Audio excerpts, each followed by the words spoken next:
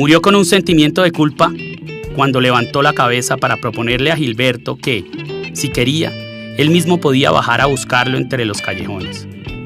Esa fue la última sensación al ver que lo miraba el ojo del cañón de la reluciente pistola Beretta 950 de 1996, por la que salió la bala de 6.35 milímetros que golpeó su frente y le perforó el cráneo antes de quedar nadando entre la sangre, impacto que dejó rotas arterias e incontables venas del lóbulo frontal donde terminó alojado el tiro. Pocos seres continúan vivos luego de haber recibido un huésped de plomo en la cabeza. Por eso son pocos los que saben que el mundo no se apaga al instante cuando a alguien le insertan un balazo en el cerebro. Antes de que se cristalizaran los ojos del joven sicario, precisamente cuando su cabeza ensangrentada rebotó en el asfalto, alcanzó a observar nítidamente el sudoroso y angustiado joven de morral que se escondía bajo el camión.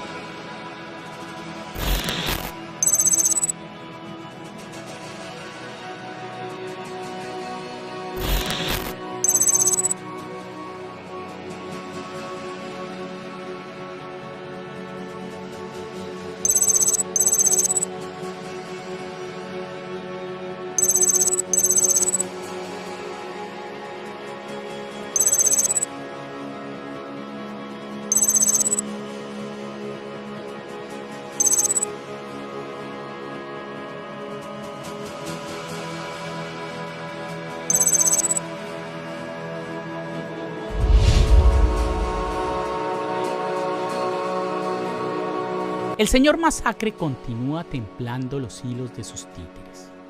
Uno de aquellos es alias Fico, que no es solo ficha de Uribe, del narcotráfico y del crimen organizado, sino también el representante de los banqueros, usurreros y atacadores del patrimonio público, del grupo GEA o Sindicato Antioqueño, quien se enriquece con el negocio de alimentos y dejó sola a la población, que fue la que llenó de plata a los accionistas tras el colapso de la represa de Hidroituango.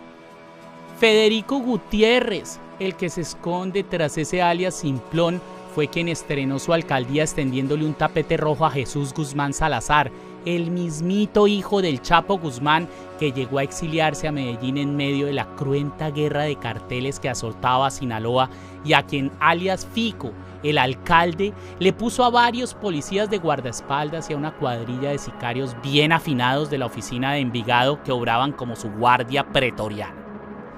No son chismes de salón. De acuerdo con informes coincidentes de miembros tanto de la Policía Nacional como de la DEA, la administración distrital y la oficina obraron como chaperonas de este narcotraficante junior que para la época ya era uno de los 10 más buscados del mundo.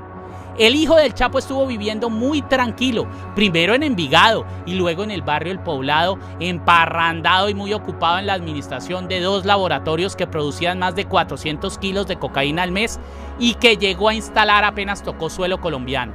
¿Se extrañan? Pero si alias Fico literalmente vivía rodeado de mafiosos. Más que se mueven en Envigado, en la parte sur del Valle de Aburrá, y que esa protección fue a cambio de negocios y también de favores. Mucho se rumoró de su presencia, incluso se sabe que agencias internacionales ya sabían, ya estaban rastreando, y algo muy importante, esto hasta lo reconoce la misma Antinarcóticos Nacional. Su vecino de apartamento, Juan Pablo Úsugua, alias Reseco, uno de los más peligrosos directivos del cartel conocido como el Clan del Golfo, con quien durante mucho tiempo se cruzó en el ascensor y quien solía llevarle pollo asado a los escoltas del alcalde, usó como guarida el mismo edificio donde habitaba el burgomaestre mayor de la ciudad. ¿Por qué semejante capo escogió precisamente el edificio del alcalde para vivir allí durante casi un año? Nadie se mete en la boca del lobo a menos que sepa que la fiera está sin diente. Ahí está Federico, el cuidaestablos de los grandes hacendados y ganaderos que se subió en la alcaldía no solo a robar, sino a maquillar su nombre con los recursos públicos. El del contrato con Semana por 800 millones de pesos en pauta que le publicitaba su sonrisa retorcida. El que le invirtió miles de millones a la creación de enjambres de cuentas fantasmas en redes sociales que tenían como única función venerar su nombre y el de Gustavo Villegas, su secretario de seguridad antes de que fuera capturado. Fico es el alias de quien, siendo el ingeniero de la obra, se comió la plata de los cimientos y dejó caer en Medellín el famoso edificio Space. Fico, el candidato que está encochinado en los Panama Papers por ser miembro de la empresa que fundó junto con Paola Holguín, esa senadora lustrabotas del señor Masacre, hija del narcotraficante Franco Holguín, también lavador de dólares de la misma oficina de Envigado. Alias Fico, quien como fórmula vicepresidencial nombró a Rodrigo Lara Sánchez, casado con la prima hermana de Paloma Valencia, esclavista ancestral del Cauca y uña y mugre del Matarife en el Congreso, y quien desprecia la memoria de su padre, el insigne prócer Rodrigo Lara Bonilla, quien, de acuerdo con las declaraciones de su propia hermana y de otro de sus hijos, Jorge Lara Restrepo, fue asesinado por Álvaro Uribe. El nominado vicepresidente de Fico, Lara Sánchez, el que salió a decir que era injusto que el Congreso elevara una moción de censura contra Diego Molano, el ministro bombardeador y masacrador de Duque, aquel que ejecutó el genocidio juvenil en el 2021 y que hoy ostenta como último logro en su hoja de vida los 11 muertos, hombres, mujeres y niños, que dejó la masacre ejecutada por el ejército el 28 de marzo de 2022 en la vereda del Alto Remanso. Son miles las causas y razones, la suficiente para que, tras deshiervar la maleza, se concluya una historia de criminalidad conjunta y una intensa relación de sometimiento y subordinación incondicional de la oficina de Envigado a Álvaro Uribe. De adelante para atrás, en el tiempo y en el espacio, han llovido las balas que sus sicarios de la banda La Terraza y Don Berna dispararon sobre sus enemigos, comandantes paramilitares desobedientes y contradictores políticos. Varios hechos puntuales develan que el dueño absoluto de este cartel narcosicarial paisa es aquel exgobernador de Antioquia, el expresidente reelecto y el exsenador imputado e investigado por corrupto y matón. ¿Exagero? ¿Quieren más? No hay problema. Hablar de Uribe y sus cruentos delitos es cosa de nunca acabar. Ángela López, abogada penalista que hacía parte del equipo de defensa de los miembros de la oficina de Envigado, colaboró en rebuscar declaraciones falsas de testigos mentirosos que querían encochinar a Iván Cepeda. Ella fue precisamente a quien el asistente personal de Álvaro Uribe, Fabián Rojas, se indicara de haberse reunido con el director de la cárcel La Picota y el abogánster del Matarife Diego Cadena, como parte del montaje sostenido por falsos testigos que le armaron al senador Cepeda. Los mismos Cifuentes Villa, el cartel familiar de Álvaro Uribe, trabajaban para la oficina de Envigado. Con los sicarios y asesinos de Don Berna, los Cifuentes traficaban toneladas de cocaína y miles de armas largas. Los Gallonenados, socios del Matarife en tierras, coca y ganado, condenados por homicidas y jefes paramilitares a cargo de algunas convivir, fueron reseñados en la lista Clinton cuando la DEA los pescó lavándole la plata precisamente a la oficina de Envigado. Francisco Villalba, el paramilitar y descuartizador arrepentido, a quien en sus sueños le empezaron a hablar sus víctimas y que no se dejó amordazar la boca después de tomar la decisión de acusar a Uribe de condecorarlo por haber ejecutado la masacre de Lara.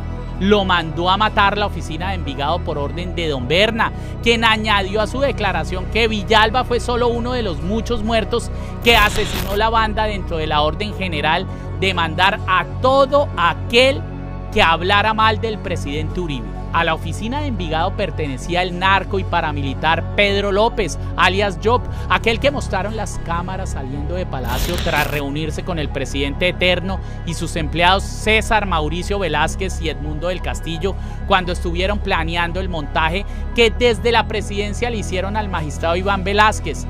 Que no se nos olvide que Job es otro más de los cientos de buenos muertos dados de baja a tiros por órdenes del señor Masacre. Otro de los muchos que a Uribe les había sus tapados y que terminaron respirando arena. Ni poquito exagero.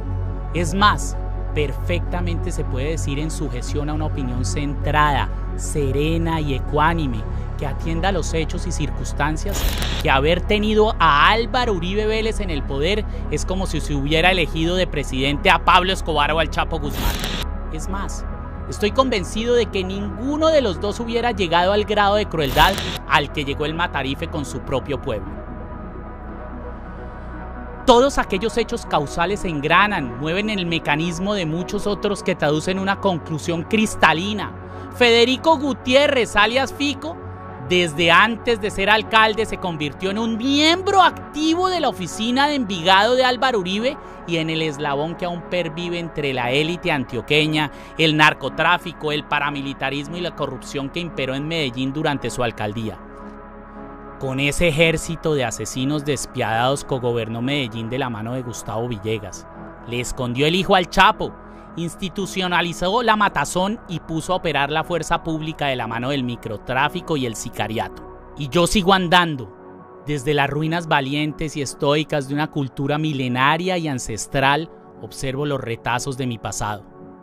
Vivo cada segundo el hecho doloroso de ver mi sociedad alejada de sus raíces indígenas y afrodescendientes.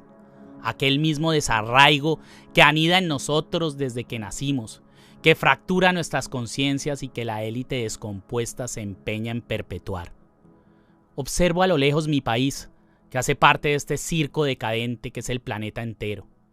Persisto en caminar hacia el horizonte mientras busco en los pasos de César, el director de cine mexicano que inspira estas letras, el sendero interno hacia mi propia salvación.